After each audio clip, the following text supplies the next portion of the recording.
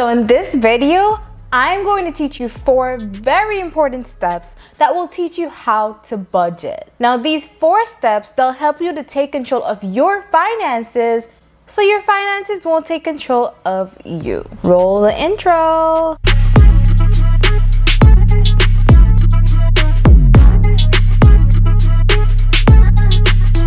Hi guys, welcome back to my channel. And if you don't know me, my name is Lydia. On this channel, we talk all things money, investing, and entrepreneurship.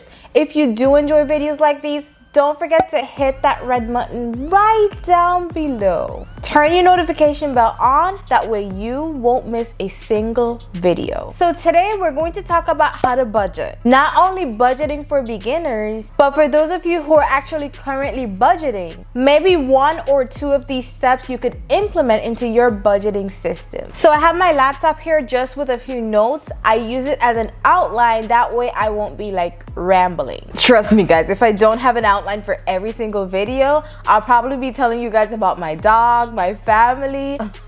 I could go on and on. So I'm just gonna do myself a favor and stick to my bullet points. So that's why I have this computer right here in our faces. So the last thing any sensible human being would want to do is just to overspend, just to spend and spend until they get into crazy amount of debts. Now there were times in my life when I just didn't know what to do with my money. Especially during that phase when I was a recent graduate, I was not always used to making so much money on my own. At that time, I didn't know what to do with my money because I didn't really have a strict budgeting system. And basically at that age, I had a mindset as if like once the bills were paid, I'm pretty much good. And I could do whatever I wish with the remaining amount of money. Trust me, if at that time you asked me what a budget is, I probably couldn't tell you. Unfortunately, that's just not how life works. Now, if you find yourself in a similar position, I'm here to tell you today that you're setting yourself up for failure. And as this video progresses, I'll show you how and I'll show you why. I'm just grateful that my experiences at a younger age,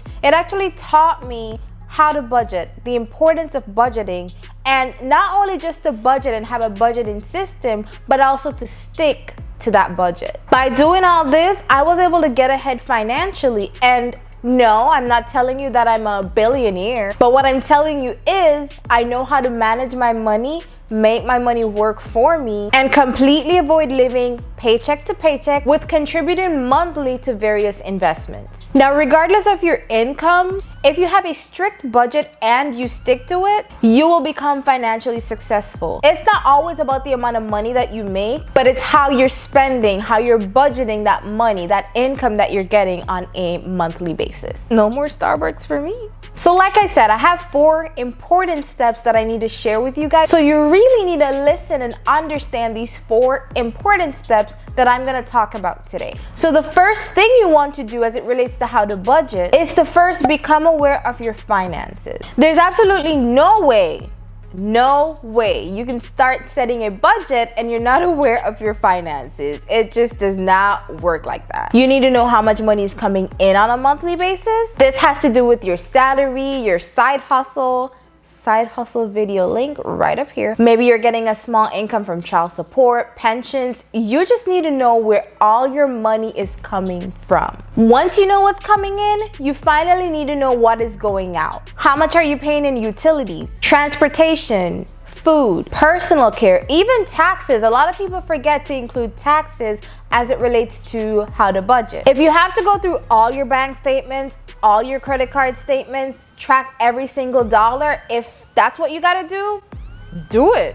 A girl gotta do what a girl gotta do, right? So after completing step 1, where you're completely aware of your finances, you know what exactly is coming in and you know what exactly is going out, that's when you're gonna go to the second step, which is to set up a tracking system to track your income and your expenses. You have to see this because just knowing a number of your income and knowing another number for your expenses, it's just not gonna cut it. Now, when you're coming up with a system for tracking your expenses, you can either do that on a Google spreadsheet, create one of your own that you think will work for you. You can use the Every Dollar Budgeting app by Dave Ramsey, or Mint is another good app that you can use to track your income and your expenses. And these are just to name a few. There are many other budgeting apps out there. Now, when you've finally decided on your tracking tracking system, you now have to give every single penny, every penny, a duty. Now by doing this, you'll know how much money you'll have left at the end of every month if you give every single dollar coming in a duty. By the way, talking about tracking your expenses,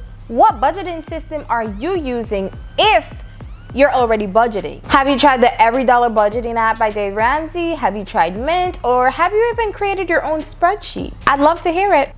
Drop them down below. Now the third step as it relates to how to budget, this is where you now have to come up with a plan about how you're gonna increase your income and decrease your expenses. If this means picking up a side hustle, picking apples for minimum wage, delivering pizzas, do whatever is legal in order to bring in that extra cash flow that will increase your income. Once you've done that, try to think about how you can reduce your expenses. Are you going to sacrifice cable for Netflix? Are you going to limit the amount of time that you eat out and meal prep during the weeks instead? Will you sacrifice getting your hair done every single week and save that money? Probably put that money into some investments, maybe the stock market. I typically don't really do my nails at the nail salon and my hair at the salon unless it's a special occasion. I do everything for myself at home. And I do that by choice because I'm very conscious as it relates to where my money is going. So with my experiences and learning the value of money and how to manage it, I've come up with little ways in which I can cut back on my expenses and increase my income. My goal is to retire at 40 years old, and I'm basically 30 at this point, so I still got 10 years to go. Now, these are just some of the sacrifices you'll have to make in order to reduce your income. Reduce your income, God forbid. Now, these are some of the sacrifices you'll just have to make if you want to increase your income and reduce your expenses. Now, the fourth step as it relates to how to budget, I personally use the 50-30-20 rule. If you don't know what the 50-30-20 rule is, that's basically when you divide your income into 3 separate sections. 50% of your income, that goes strictly to your needs. So things that you cannot live without. That includes your mortgage, your rent, food, electricity, water, things that you really need. Now the 30% goes to your wants. Now I'm a big supporter in setting a small percentage of your paycheck to do things that you want. For example, indulging in a hobby might sometimes cost money, right? Hobbies aren't always free. Maybe eating out once a month. But for me personally, I started at 30%, but I've slowly reduced that percentage because as you all know, and as I stated before, my goal is to retire at 40. So I have to make drastic sacrifices in order to make that happen. Now, if you're comfortable about leaving it at the standard 30%, then you can do just that. That is completely fine. Once it's just not higher than 30%. So again, the 30% is the wants category where you do things that, you know, you can do without. It's not gonna cause you a big inconvenience if you do without them. So that's why we call it the wants category. Things that are not absolutely necessary, but it gives you a better quality life. Now the next category that we're gonna talk about is the 20%. Now this 20% should go strictly towards saving for an emergency fund or paying off debt. Now after you've paid off your debt, so you're completely debt free, then I would work towards saving up an emergency fund of 6 to 12 months. Once I've hit that 12-month emergency fund, I'm not looking to save my money and put it in the bank, just sitting there and losing its value every single day because of inflation. I'm not about that life. I would recommend investing in the stock market or other investments such as real estate. And again, I'm not a financial advisor. This is just my personal opinion, my experiences, and what I believe sounds sensible. Now, when you invest in the stock market and you know how to do it, you've done your research, or you've gotten advice from a financial expert, then there's a high possibility that you will be able to compound interest. Remember, the stock market has a track record of a 7 to 10% return on your investment every year. So I would rather to increase my money by 7 to 10% every year instead of having it sit in a bank. Think about it. What is your money doing for you just sitting in the bank? Let's say you have $100,000 in the bank. Your 12-month emergency fund is, let's say, $30,000. Why not try to compound interest on that $70,000? That's how you build wealth. that's how you retire early. Now, what you can do in order to save that 20% of your income way easier is to have your employer deposit that into a separate account. And of course, that's going to be done automatically. It's going to be an automatic direct deposit. You've cleared off your debt, you've had your 12-month emergency fund.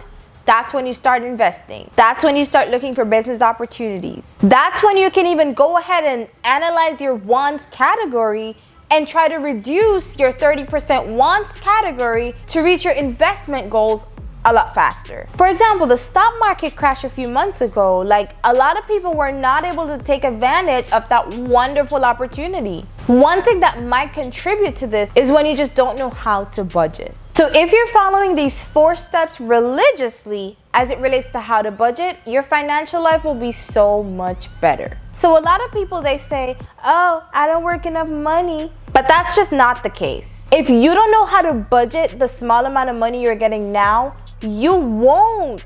And I promise you, you won't be able to budget making 4 or 5 times more than what you're making right now.